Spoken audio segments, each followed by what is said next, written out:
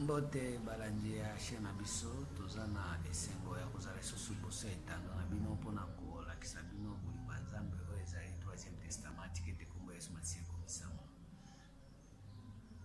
Nzambe azwa lokumu nayebi ete bato ebele lelo bazokende kosangana mpona tina etali losambo me biso losambo na biso ezosalema na ndako ya Nzambe. Ndako ya Nzambe ezala toujours polele mpona bao balingi bakota oyo eza na kati ya liloba na ye. Mokanda ya 1 Pierre 4 verset 1 Pierre 2 verset 5 elobi boye: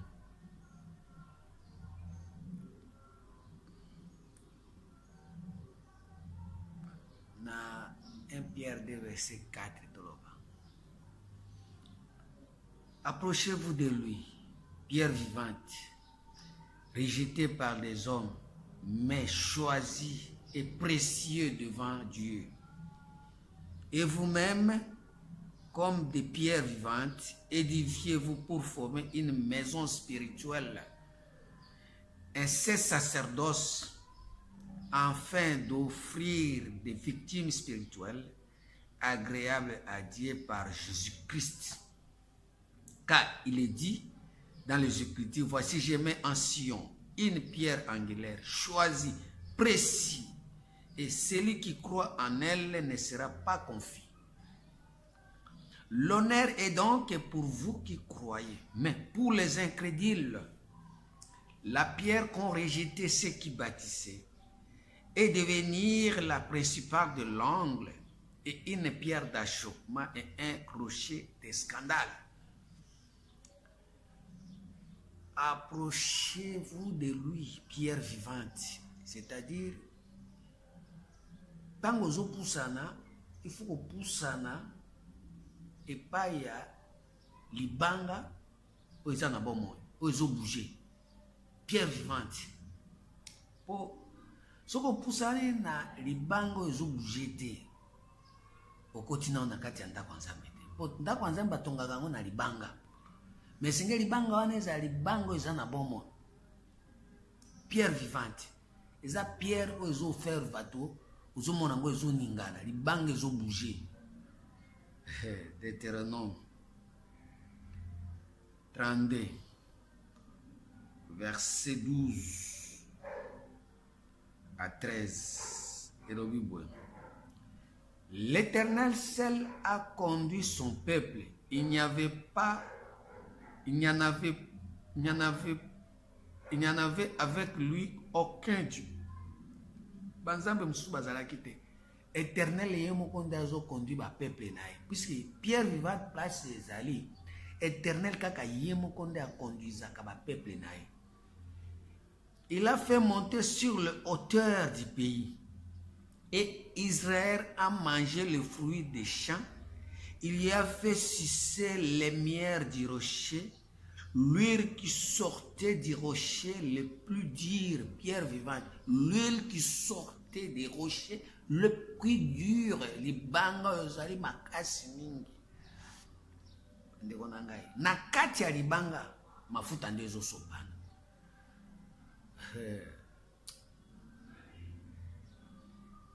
Miel les obima na kati ya libanga. Il lui a fait sucer les miels du rocher, les miels du rocher, pierre vivante, les banga les obimisa, miel. Lui les obima na libanga, pierre vivante. Bato babwaka ça. Apocalypse 2 verset 17.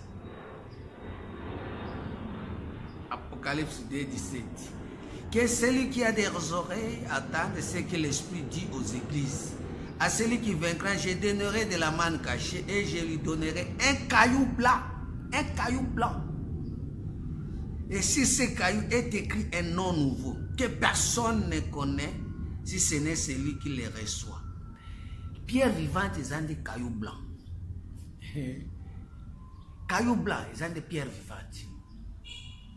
na kati ya libanga wana l'huile miel ezobima na kati mais pierre wana babwakisa yango ti lelo babwakisa yango. Pourquoi? Parce que jusque là bato baotonga ndako ya Nzambe te.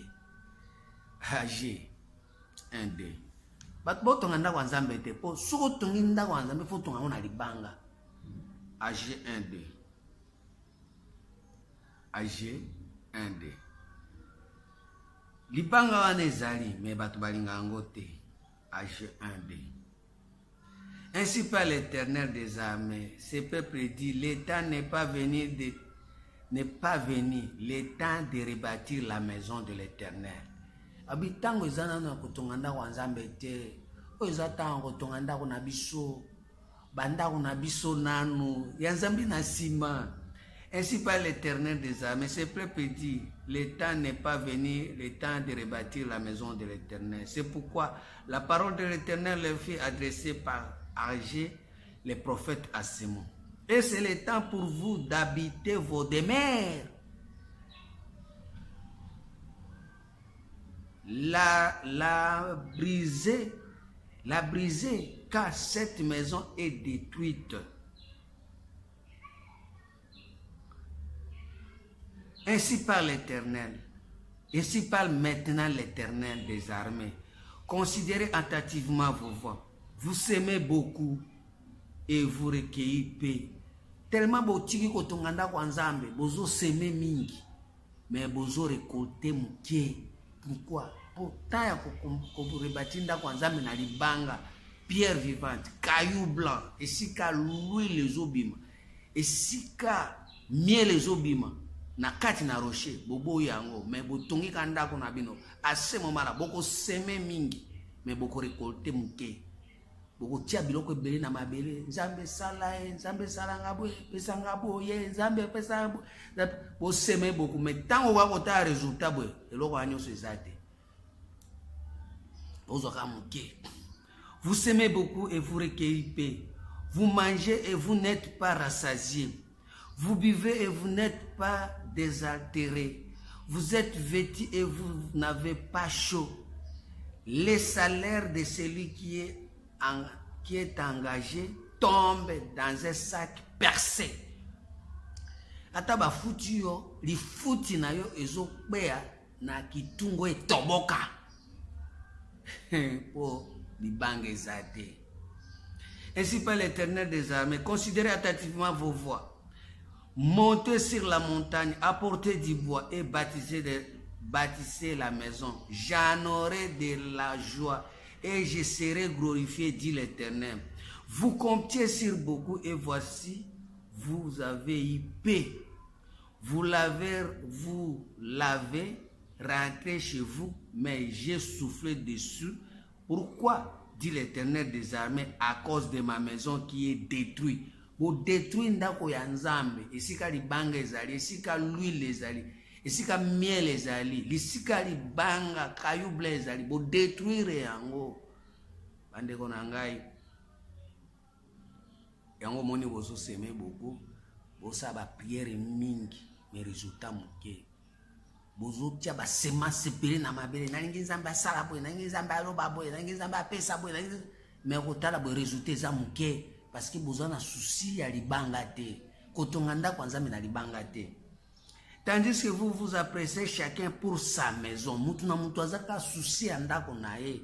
Nzambe pesanga libala, Nzambe pesanga musala, Nzambe talabana na ngai, Nzambe mbula oyo, ndako na yo ndako no, mais ndako ya Nzambe, esika libanga, esika l'huile, esika miel ezali, esika pierre blanc. Caillou blanc, c'est pourquoi les cieux vous ont refusé la rosée et la terre a refusé ses produits. J'ai appelé la sécheresse sur les pays.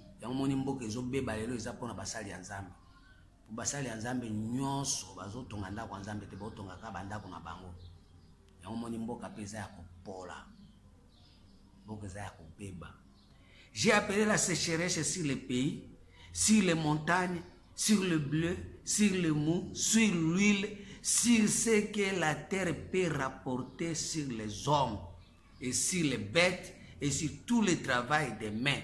Bokosala makambo ebele na maboko na bino mekosimba te. Nzambe alobi nini?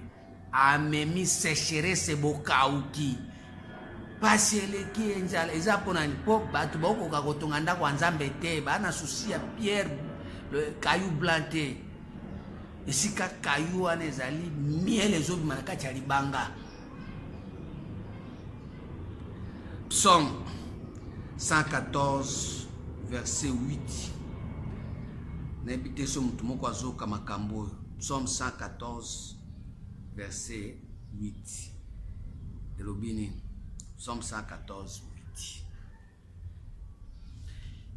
Qui a changé les rochers en étang, les rocs en source d'eau? Qui a changé les rochers en étang, les rocs en source d'eau? Nzokande libanga na Nzambe achanja kango achaka ngo mai na kati ya libanga ezobimisa mai. Achanjaka. Libanga ezobimisa étang ya mai. Mai ezobima tuluku. Mais bandeko bato balingi libanga te. Jean 4:14. Bato balingi libanga te. Mais celui qui boira de l'eau que je lui donnerai n'aura jamais soif. Et l'eau que je lui donnerai deviendra en lui une source d'eau qui jaillira jusqu'à dans la vie éternelle. Bandeko. Libanga ezobimisa mafuta, ezobimisa miel, ezobimisa mai. Oyo komema batu na kati na bomoi. Tango akomela ngo akozesuna posa ya mai te. Pe komema ye na bomoi ya seko. Boboyi libanga. Bandeko, pona nini botongi bandako na bino o ndako na bino ekopumbwa na mupepe. Mukanda ya 1 Corinthiens 3 verset 11. 1 Corinthiens 3 11. Na bandata na 10. Selon la grâce de Dieu qui m'a été donnée, j'ai posé le fondement comme une sage architecte. Et un autre bâtit dessous. Mais que chacun prenne garde à la manière dont il bâtit dessous. Tu poses fondement. Même ton soit Yesu soit bakisi. Mais babi mutomto ça l'attention le longue ya kotia fondement. Car personne ne peut poser un autre fondement que celui qui a été posé, savoir Jésus-Christ. Beaucoup de sous fondement mususu te botia par rapport à ce fondement epesama kezali Jésus-Christ. Or, fondement Jésus-Christ, on a des alibanga. Or, basala kanango fondation. Si ko botiki Jésus-Christ, bokom kotia ba Kimbangu, bokom kotia ba Mahomet, bokom kotia ba Marie, bokom kotia ba Sikatenda, bokom kotia ba Sango, bokom kotia ba bishop, bokom kotia ba pasteur, ba prophète, ba docteur, bakom ba mabanga na bino. Yango nde botongola ndako. Nanga munyonso oyo apotre akoloba, yango nde otongeli yango ndako. Makamu nyonso oyo diangenda akoloba yango ndo tongeli yango ndako ba mabanga wana eza Jésus Christ eza pe fondation ya malamu te ekokbeya ozo tonga bomo ina yo na oyo lobaki pasteur oyo lobaki sango mokonzi oyo lobaki prophète oyo lobaki diangenda oyo lobaki Sikatenda oyo lobaki Dieu de noir. Oyo lobaki apôtre na biso alobaki apôtre na biso. Bande ko balinga mikati na ko. Mais apôtre na biso za Jésus Christ te. Mais bobi muto atamo ko tia fondement mosusu te, il faut ko tia fondement yo ezali kaka Yesu Christu. Na omoni ba mabanga wana nyoso botie. Ainsi quelqu'un bâtit sur le fondement avec de l'or, de l'argent, des pierres précieuses, du bois, du foin, du chaume. L'œuvre de chacun sera manifestée. Car le jour la fera connaître parce qu'elle se relèvera dans le feu. Et le feu éprouvera ce que l'œuvre de chacun. Otongi tongi na ba biloko ebele ba or, ba argent, ba bois, ba foin. Mais natango bakota siko œuvre pratique makambo zo sale mana ba acte na yo bakota la boye nzambe ayebi yango te. Nzambe ayebi yango te. Puisque nzambe ayebi pratique na ye ezo Jésus Christ. Yango nde mwana na ye. Yango nde fils na ye. Yango nde œuvre na ye Jésus Christ. 1 Corinthiens 3 verset 18. Toi dans la 16. Ne savez-vous pas que vous êtes le temple de Dieu, que l'Esprit de Dieu habite en vous? Au lieu esprit de Dieu, nde eza na kati na batu. Non, eza esprit ba prophète, esprit ba pasteur, esprit ba apôtre, esprit ba diangenda, esprit ba Simon Kimbangu, esprit ba Dieu de noir, esprit ba Dieu de blanc, esprit ba Bouddha. Ah, bandeko. Ne savez-vous pas que vous êtes le temple de Dieu, que l'Esprit de Dieu habite en vous? Et c'est l'Esprit en Zambé de nakati na batu. Mais batu babo Esprit en Zambé o ezali Jésus-Christ, bakangami na biloko, bakangami na batu. Si quelqu'un détruit le temple de Dieu, si quelqu'un détruit le temple de Dieu, Dieu le détruira. Dieu le détruira car le temple de Dieu est saint. Et c'est ce que vous êtes. Si quelqu'un détruit le temple de Dieu, vous êtes le temple de Dieu. Si on a un temple, il fallait qu'on ait un temple ensemble. Mais bon, tongi bandako na bino. Si on a détruit ndako ya nzambe, les temple, nzambe pa ko détruire sans temple ya batu o ezabo moto na bino botongi ngo likolo ba prophète, likolo ba sango, likolo ba bishop, likolo ba apôtre, et comme ka o nyonso apôtre alobaki yango nde okanga même makambo ya Christ Jésus Christ okangi yango te. Oui bien pété. Parce que ce qui m'a détruit le temple, Dieu peut détruire, peut qu'il est tenté. Que nul ne s'abuse lui-même. Si quelqu'un parmi vous pense être sage selon les siècles, selon ces siècles, qu'il devienne fou afin de devenir sage. Zambi, kanda nzambe si kotelema. Nyonso na kotonga kanda kwa nzambe. Na ba mabanga o eza Jésus Christ te ozali boma ozamuta li boma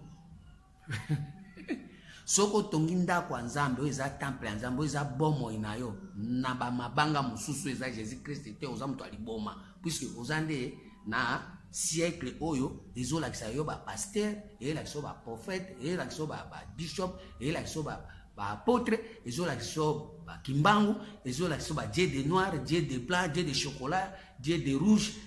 Mais Jésus-Christ bâtit la sorte. Zambobi, vous avez tout boma. Car la sagesse de ce monde est une folie devant Dieu. Aussi est-il écrit, il prend les sages dans leur ruse. Encore le Seigneur connaît les pensées des sages, elle sait qu'elles sont vaines.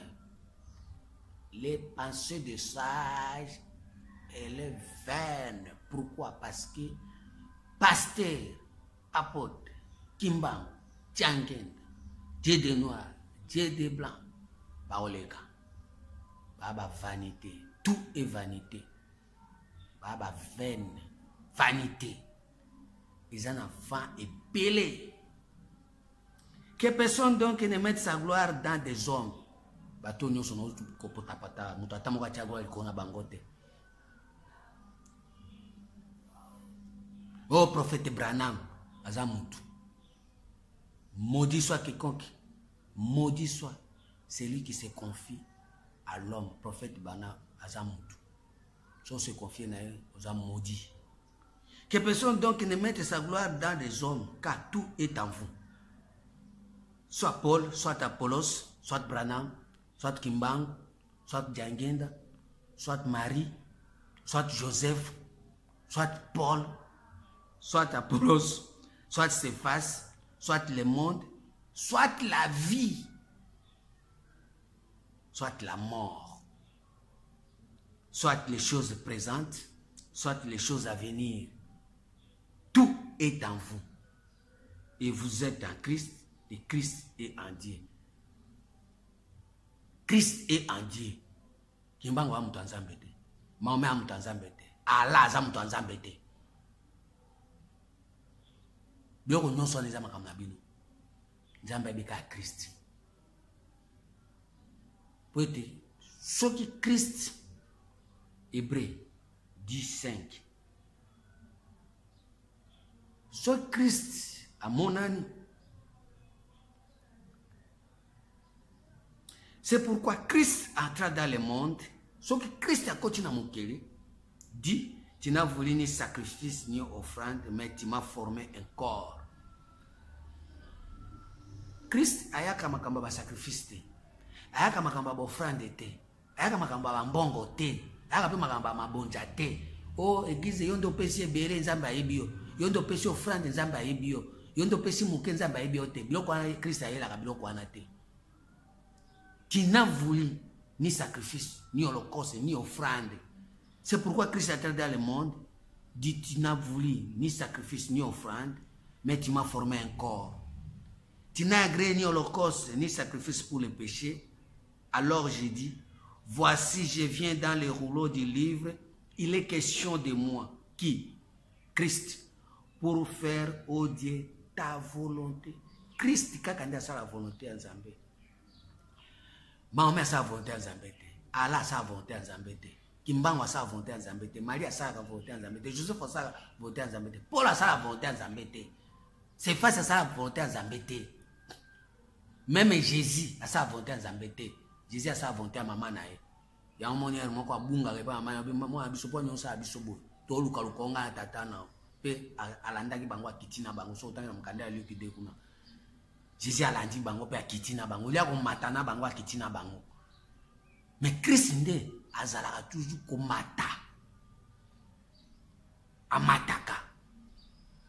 Soki azuyo amatisio akitisaka ote.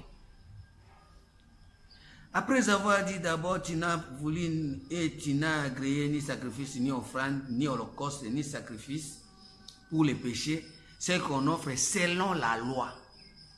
Il dit ensuite, voici, je viens pour faire ta volonté. Il a aboli ainsi les premières choses pour établir les secondes. C'est en vertu de cette volonté que nous sommes sanctifiés par l'offrande du corps de Jésus-Christ une fois pour toutes. Toko koma ba santo, toko zala sanctifié. Na offrande ya corps ya Yesu Christu. Ya Yesu ye mokote. Yesu Christu. Yesu fois zala Christu. Okoza na Yesu aza Christu te. Mais foza na Yesu aza Christu. Nde okozala sanctifié na masumu nyonso oyo mokili mutatamoko ki kolongola ngote me yango nde kolongola yo. Et tandis que tout sacrificateur fait chaque jour le service et offre souvent les mêmes sacrifices qui ne peuvent jamais ôter les péchés, lui, après avoir offert un seul sacrifice pour les péchés, s'est assis pour toujours à la droite de Dieu, en attendant désormais que ses ennemis soient devenus son marchepied.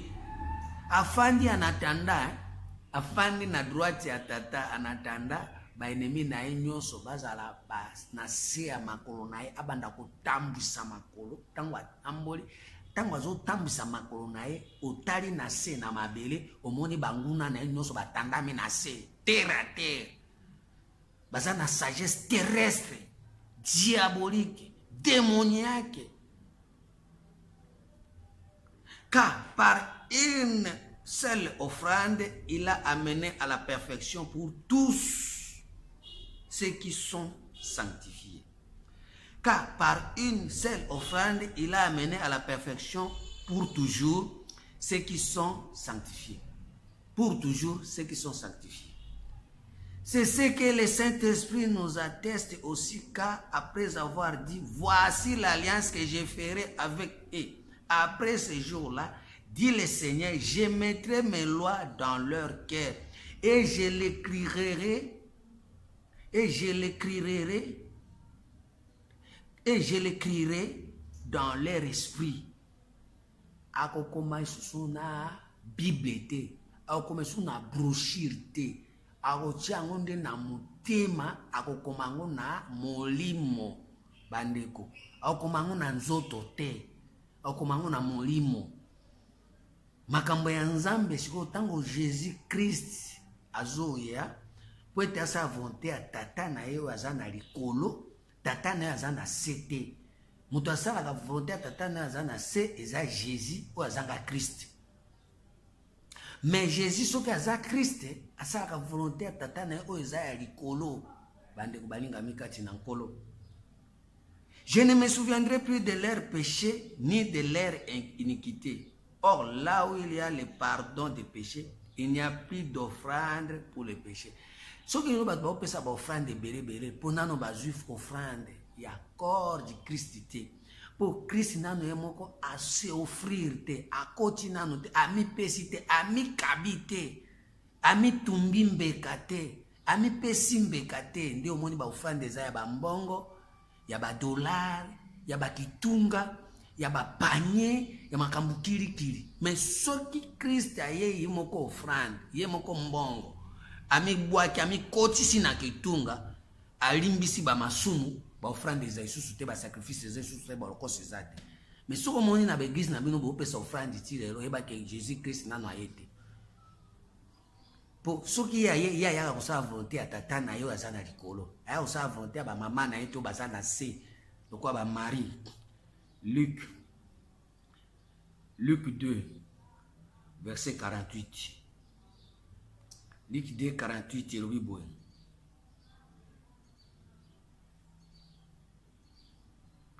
Quand ses parents le virent, il fit saisi d'étonnement et sa mère lui dit: Mon enfant, pourquoi as-tu agi de la sorte avec nous?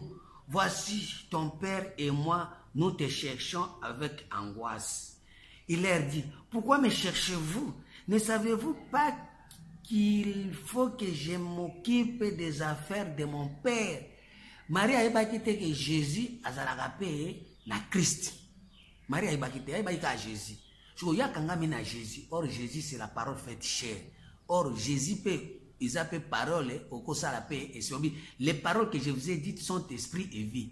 La chair ne sert de rien. Mais Marie a dit les paroles faites chair. Lilobo basali la ganzoto. Okende poto okobala okozwa msala okobota bana nzamba kosunga yo okolungana mala okobonde le mala kosila tifoide kosila kosukoso kosila babiloko nzoto nde zobika mais molimo zobika te. Or lilobo yo pe okiko ya pe na Jésus Christ o ezali loba ya molimo bande ko balinga mikati na nkolo yango moni Jésus azoloba na docteur obi celui qui est né de la chair est chair, celui qui est né de l'esprit est esprit. Soko za nzoto yo kolinga toujours balobela ko makambo yo eza ya nzoto mais soko botami na esprit okoyamba Christ akolobela makambo pe eza ya molimo. Or na minute nzamba zoba en réalité dans l'homme c'est l'esprit, le souffle du tout puissant qui donne l'intelligence. La chair ne sert de rien, la chair ne donne pas l'intelligence, la chair amène l'ignorance. Maintenant batu nyonso balingi nzoto baboyi Christ libanga oyo bato babwakisa libanga oyo ezali caillou blanc oyo ezali na miel na kati oyo ezali na l'huile oyo ezobimisa mai oyo soko omeli ozesu na posa ya mai te yo moko okomi source ya mai bande oyo balingami kati na nkolo mpo ani boza mtu makasi boye bachrétien surtout. Pourquoi incrédulité? Continue en andako nzambe te boali banda ndako nzambe.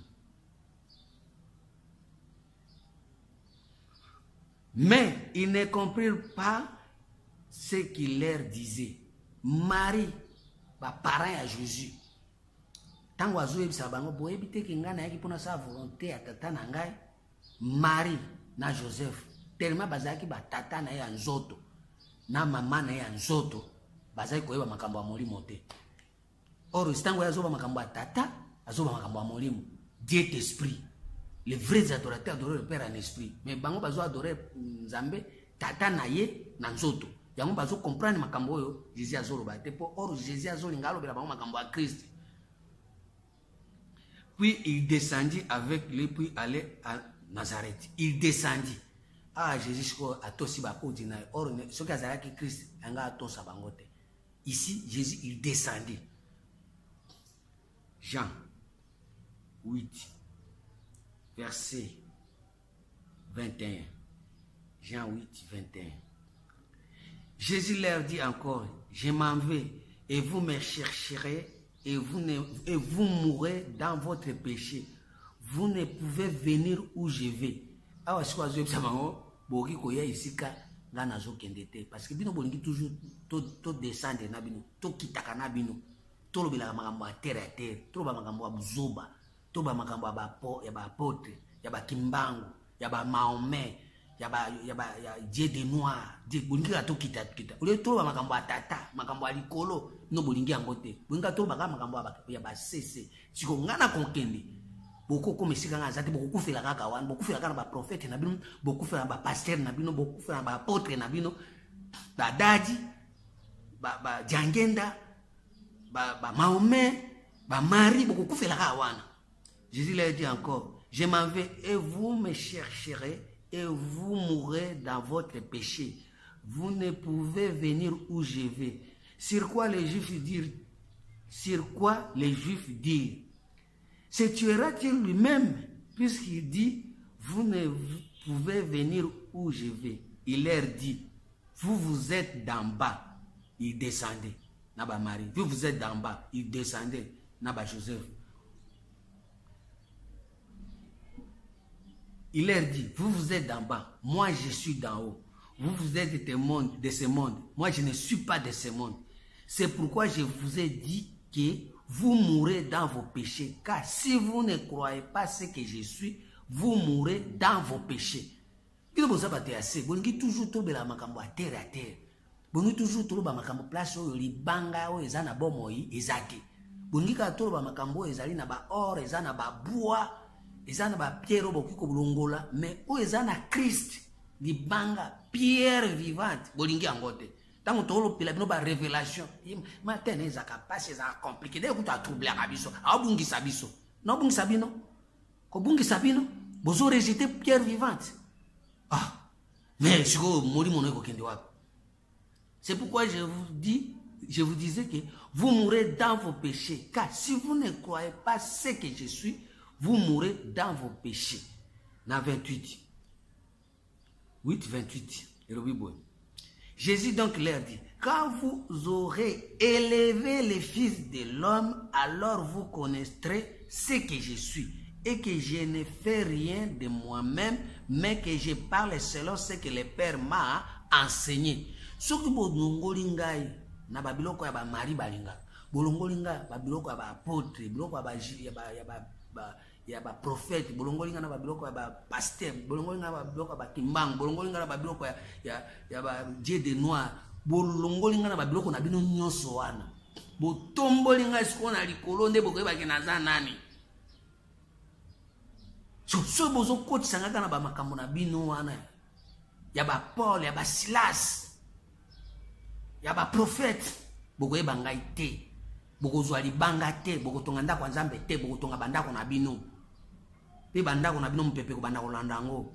Ya omona ba made zoya, ba guerre zoya, ba kulune zoya. Ko boma batu nyonso balingi libanga te. Et puis tango okufi na nzoto okufi na molimo. Pete bozo bwa kisa libanga. O ezali ko bimisa miel, ezo bimisa l'huile, ezo bimisa mayo mutu soka mele ozisu na posa maite. Nzambe na bon monde.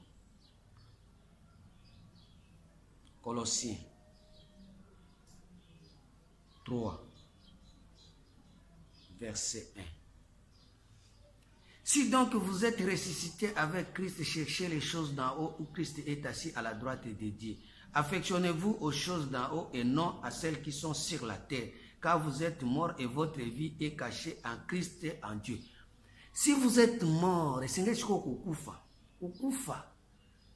kufa boma babiloko wana, boma ba connaissance wana, boma o pasteur na biso, bishop na biso, kimbangu na biso, boma biloko wana, zanga vi kote wana, po ete osekwa sikoyo, okota na makambo eza ya likolo, olia kolukaka makambo ya kokitaka ya kodescendre. Proverbe 15 24.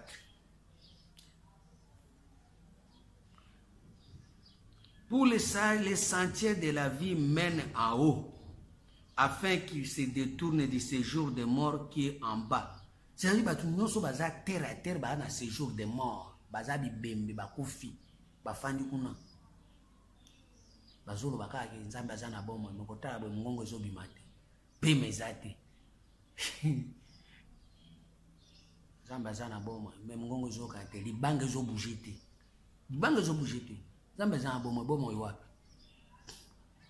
iwapi me webite Jésus azana bomo asekwa wapi otanga kate otanga na Bible otanga brochure te oyokaka na passé na biso ndenge alobaki te asekwa wapi mawa bato wana nyonso baa na séjour de mort ntango ozobeta masolo na makambo ya Nzambe eza libanga eza na bomoi te yo moko ozoloba makambo wana kati na yo oza na boyebi nango te place wana ofandi eza séjour de mort mpo oyeba esika ndenge Yesu asekwa te. Nzambe sunga mutu moko. Romains 10 verset 8. Que dit-elle donc? La parole est près de toi, dans ta bouche et dans ton cœur. Oh, c'est la parole de la foi que nous prêchons. Et si tu confesses de ta bouche le Seigneur Jésus, si tu crois dans ton cœur que Dieu l'a ressuscité des morts, tu seras sauvé. Le problème est qu'il y a qu'on confesser na bouche, qu'on croit na motema, c'est que ça Jésus. Na motema, na Bible te, na brochure te, et pas pasteur te, kimbangiste te, et pas diangenda te, na motema, c'est que ça Jésus na motema. Puisque ce qu'on a Jésus par rapport à ba prophète, ce qu'on a par rapport à ba pasteur, na ba apôtre, na motema na kotika ko sekwa te. Okotika ça, okotika koyoka Jésus na motema sekwa te. Mais il faut Jésus wana azalaka na libanda na ote azalaka na motema. Soki siko yo confesser na monoko na que Jésus ba sekuisa na motema ndio obikisami.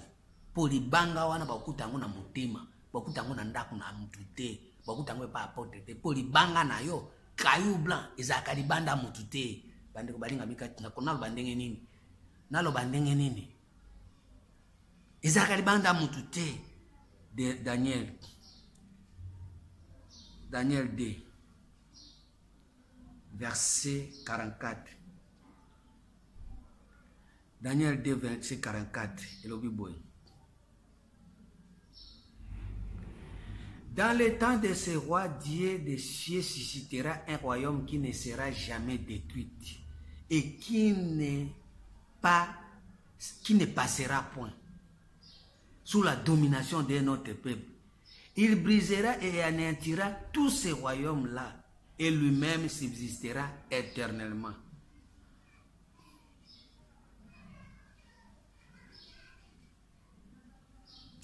C'est ce qu'indique la pierre que tu as vue se détacher de la montagne sans le secours d'aucune main. Pierre vivante. Eza pierre oyo ezali ko détacher, kozala détacher na ngombe zo kita sans prota apôtre asimba, sans prota diacre asimba, sans prota prophète asimba, sans prota Marie asimba, sans prota Kimbango asimba, sans prota Mahomet asimba, sans prota Dieu de noir asimba. Ezali bange zo talikolo ozo ningana. C'est ce qu'indiquait la pierre que tu as vue se détacher de la montagne sans le secours d'aucun main et qui a brisé le fer, les reins, l'argent et l'or. Le grand Dieu a fait connaître au roi ce qui doit arriver après cela. C'est le songe est véritable et son explication est certaine.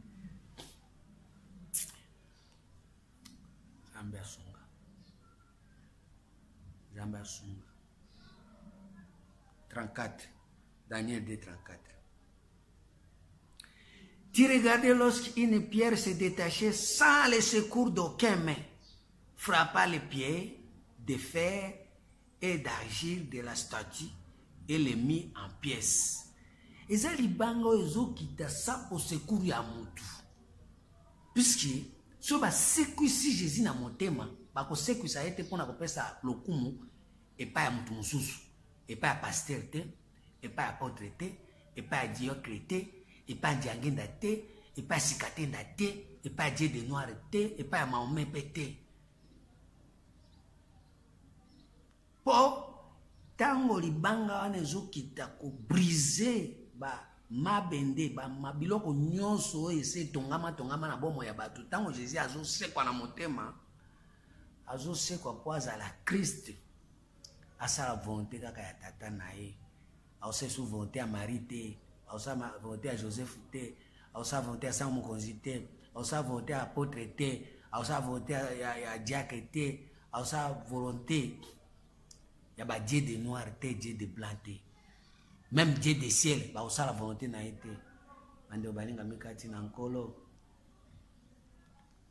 kumama yawe, kumama lelo libela, kumama nzambo yo, kumama lelo libela, kumama nzambo yo, kumama lelo libela. Matthieu 16 verset 18. Et moi je te dis que tu es Pierre, et que sur cette pierre j'y bâtirai mon église, et que les portes du séjour des morts ne prévaudront point contre elle. Je te donnerai les clés du royaume des cieux. Ce que tu lieras sur la terre sera lié dans les cieux. Ce que tu délieras sur la terre sera délié dans les cieux. Comment on dit banga?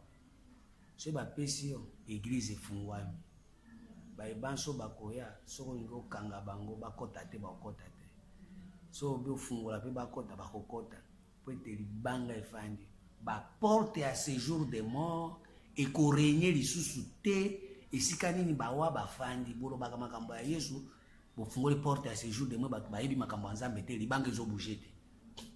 Baporte ya ndenge wana eza baporte ya séjour de mort. Bolobi makambo ya Nzambe sans compréhension, sans intelligence, na kati na ignorance, eza ba porte ya séjour de mort. À ce moment, batu nyonso bafandi na eta wana baza bakufi. Moye bakota na porte ya Luc 11 verset 52. Luc 11 52.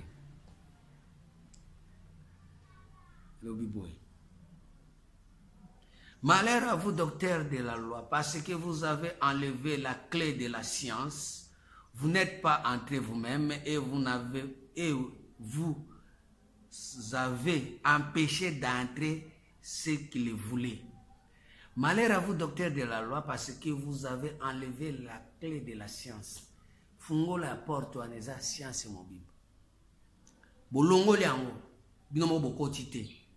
Pona nini? Po libanga ezate. Pona nini?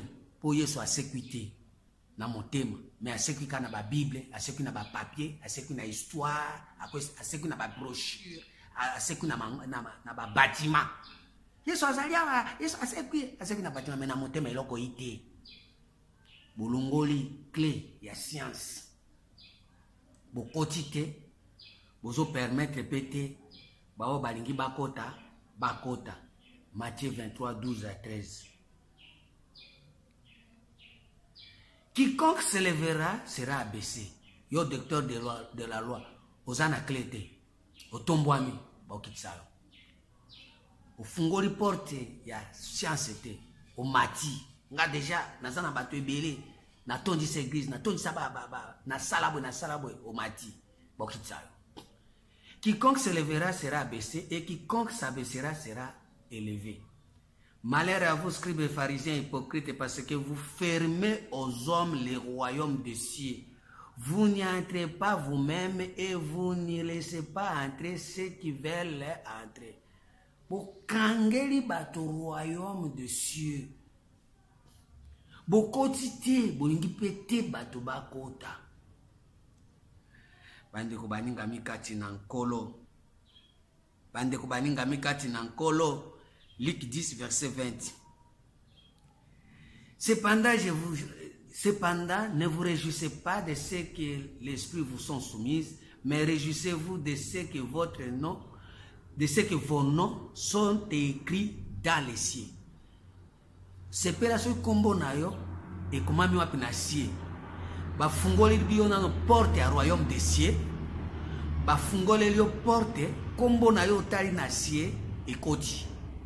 De sepela. Mais on a kati ya cieux royaume des cieux bakangi porte yo zo sepela po bengani ba demo. Bako bengana ka bango chaque jour. Pwete porte à cieux isa ko kangama. Po obando bunda na ciel. Il guerre dans le ciel. Je voyais Satan tomber du ciel. Mais dans le ciel, porte fouamité. Au côté à pété, pour paiement, au tir au bunda bunda.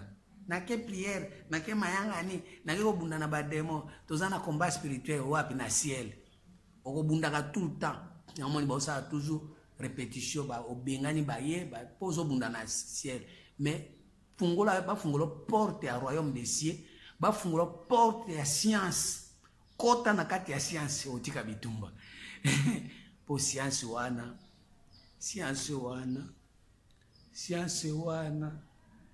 isa science des saints. Proverbe 9:9. Proverbe 9:9. Science wana isa science des saints. Proverbe 9:9. Et le Bible. Donnez au sage, il deviendra plus sage. Instruis le juste et il augmentera son savoir. Le commencement de la sagesse, c'est la crainte de l'Éternel. Et la science des saints, c'est l'intelligence.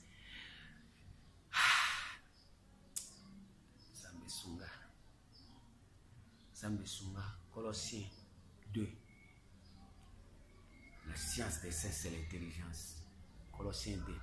Afin qu'il ait le cœur rempli de consolation, qu'il soit uni dans la charité et enrichi d'une pleine intelligence pour connaître les mystères de Dieu, savoir Christ, pas Jésus.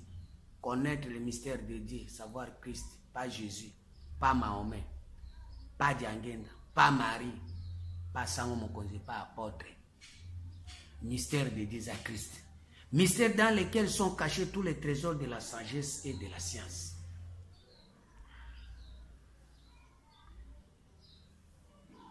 Sur le Christ, le côté d'un mystère. Verset 9.